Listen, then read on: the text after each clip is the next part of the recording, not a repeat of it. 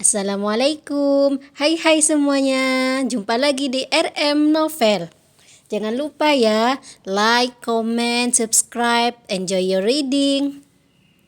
Sun of My Life, SPP, Season 3, Chapter 81, Sebuah Pertemuan.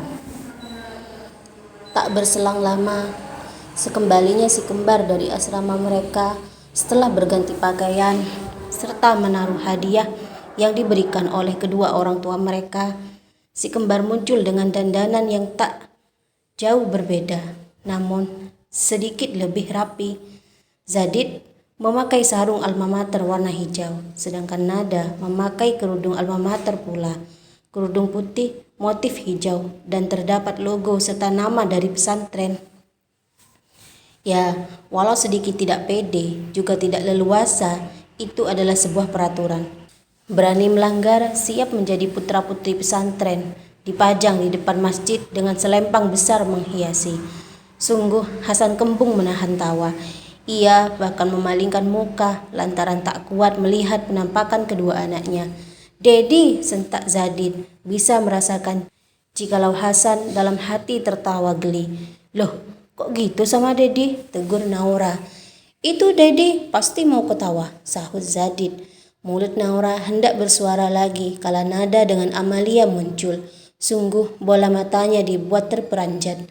Kaget ia mendapati dua anak memakai kerudung kembar alias berseragam. "Mam, kenapa ngeliatinnya gitu?" keluh Nada memprotes. Sejenak Naura masihlah tertegun. Bingung haruskah ia tersenyum lebar atau hanya memasang muka acuh. Alhasil, wanita itu memberikan senyum tipisnya. "Tidak, Mam hanya tak menyangka Putri Mam cantik banget," seru Naura menutupi perasaan hati yang sebenarnya. Setelah Amalia bersalaman sekaligus memperkenalkan diri secara singkat, Hasan mengajak mereka bergegas menuju tempat parkir, memanfaatkan waktu sebaik mungkin mengingat itu adalah hari Jumat. "Dedi, sarungnya kok nggak ada?" protes Nada. Melirik ke kaca spion, Hasan melempar senyum.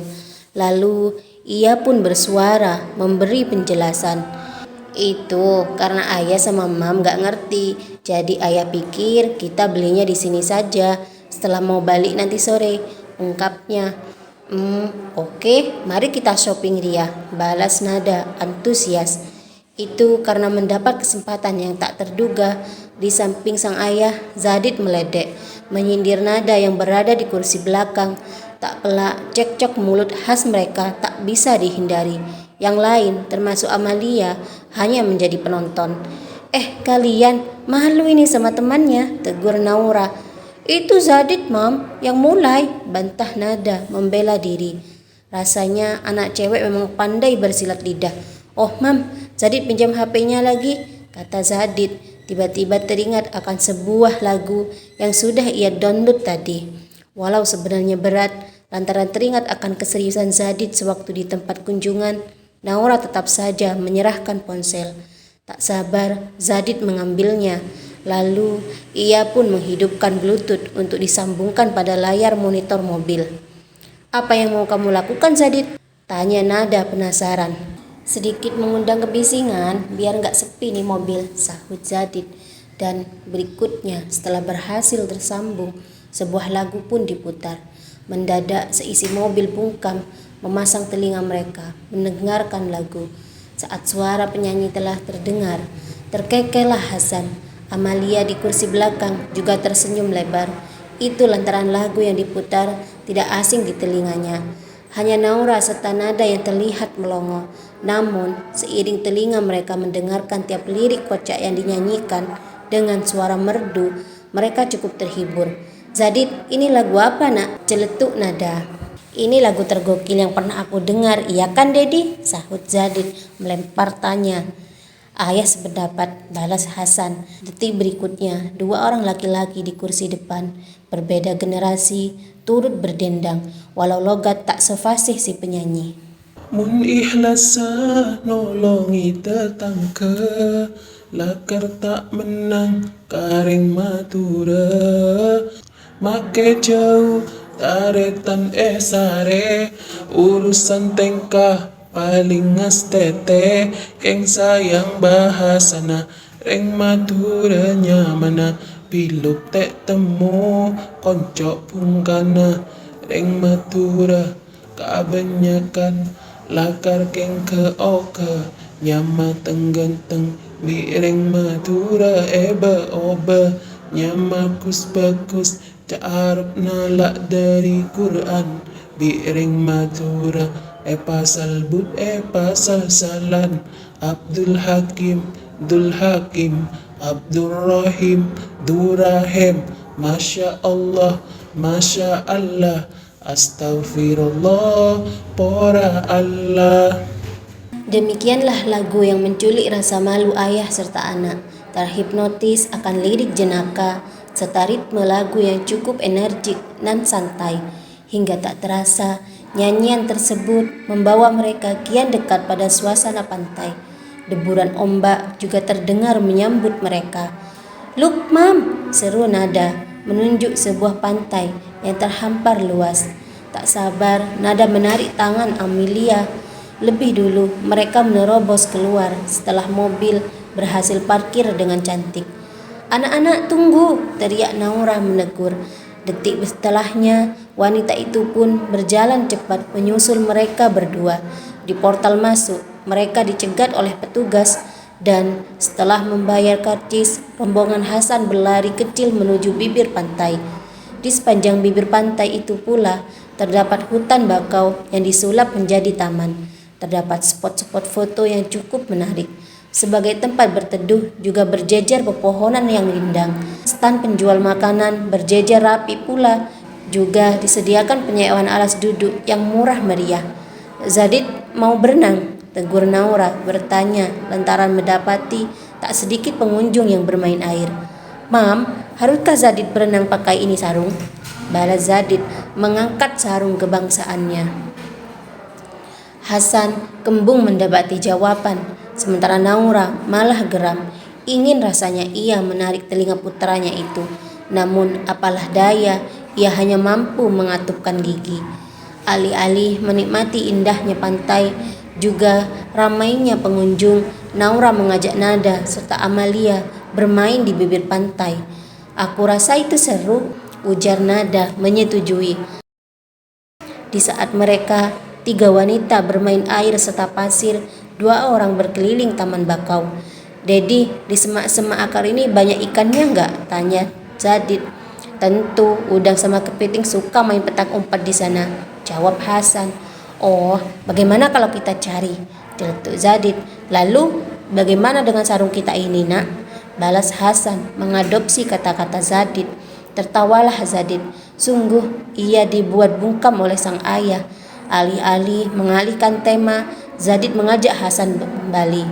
"Tunggulah di sini, ayah mau sewa alas dulu," ucap Hasan berlalu segera. Dan tak seberapa lama, Hasan kembali dengan 2 alas atau tikar lipat. Ia gelar itu alas di bawah pohon rindang. "Ayah rebahan ya," kata Hasan. Biar 3 bidadari itu Zadid yang jaga," balas Zadid.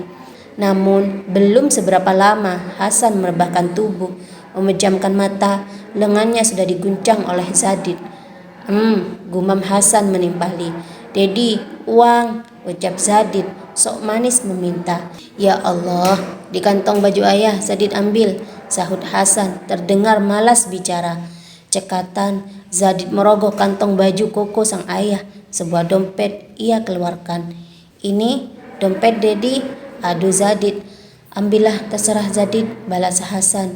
"Biarkan ayah istirahat sejenak," imbuhnya lagi.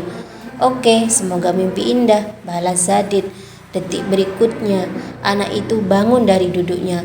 Dengan dompet di tangan, ia mulai bergerilya, mencari makanan yang cocok di lidah. Namun, sepertinya hampir semua stan yang terlihat menggelitik lidah.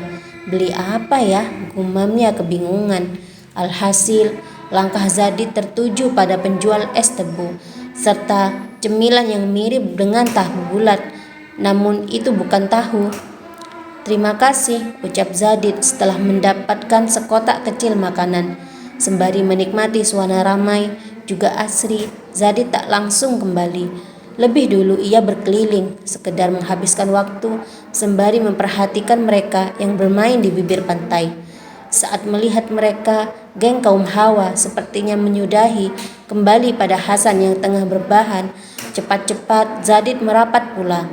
Dompet yang terselip di saku bajunya tak sengaja tersenggol kala Zadid menarik tangannya yang tadi menyimpan uang kembalian. Dompet itu pun terjatuh tanpa disadari tepat saat Zadid melintasi sekelompok remaja laki-laki. Tak disangka, salah satu dari mereka tak sengaja menemukan dompet tersebut. Lekas, itu anak memungutnya, kemudian membuka dompet itu dalam diam. Tak membuat pengumuman pada yang lain yang asik bercengkrama. Dahinya mengerut saat menarik KTP di dalamnya dan membaca identitas Hasan yang tertuang. Juga terdapat kartu nama yang juga ia keluarkan lantaran penasaran ingin tahu lebih jauh mengenai profil yang dibaca sebelumnya. Wah, orang beruang ini, gumamnya. Bertambah penasaran, selesai dengan kartu yang dibaca, kartu lain juga dikeluarkan. Dosen pula, gumamnya, cukup terkesima. Dari kartu nama, kartu debit juga ditarik, sekedar melihat-lihat saja.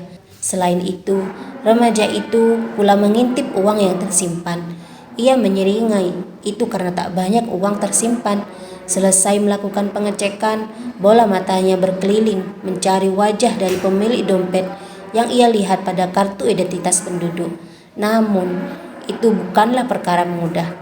Lingkup yang diamati bukanlah sepetak kamar, luas membentang. "Mau kemana, Gus?" tegur salah satu remaja. "Mau cari makanan," balas Gus Sayyid asal. Selepas berucap demikian, Gus Sayyid berlalu. Sembari berniat membeli makanan, ia pun hendak mencari pemilik dompet tersebut. Namun sayang, upaya tak membuahkan hasil. Terpaksa, Gus Sayyid bergabung kembali dengan yang lain, membawa makanan. "Harusnya kesininya hari Minggu ya," celetuk salah satu dari mereka saat kembali bercengkrama sembari ngemil. "Kalau hari Minggu itu namanya kita bersenang-senang. Ini kan kita mengawasi santri yang kesini," sahut Gus Sayyid. "Injih Gus, leres." Di tempat yang sama, keluarga Hasan kini telah berkumpul menikmati semilirnya angin pantai, hingga alarm pada ponsel Hasan menyentak santai mereka. "Waktunya sholat Jumat," gumam Hasan setelah mematikan alarm.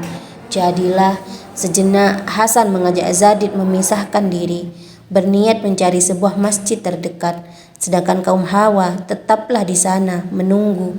"Dede, apa ada sarung ganti?" tanya Zadid saat mereka telah mencapai tempat parkir. "Tenang, ada," balas Hasan lalu membuka pintu mobil. Rombongan Gus Sayyid juga telah mencapai tempat parkir, sama-sama tertuju pada masjid terdekat. Mereka langsung melesat meninggalkan area wisata. Pun Hasan bersegera keluar dari area parkir. Laju mobil ia bawa dengan kecepatan normal sembari memperhatikan jalan. Beruntung, kira-kira 3 km dari tempat wisata, Hasan menemukan masjid cukup besar. Di samping jalan pula, lekaslah mobil putih tersebut memasuki pelataran masjid dan bersamaan mereka keluar. Berjalan cepat menuju tempat wudhu dengan membawa sarung ganti.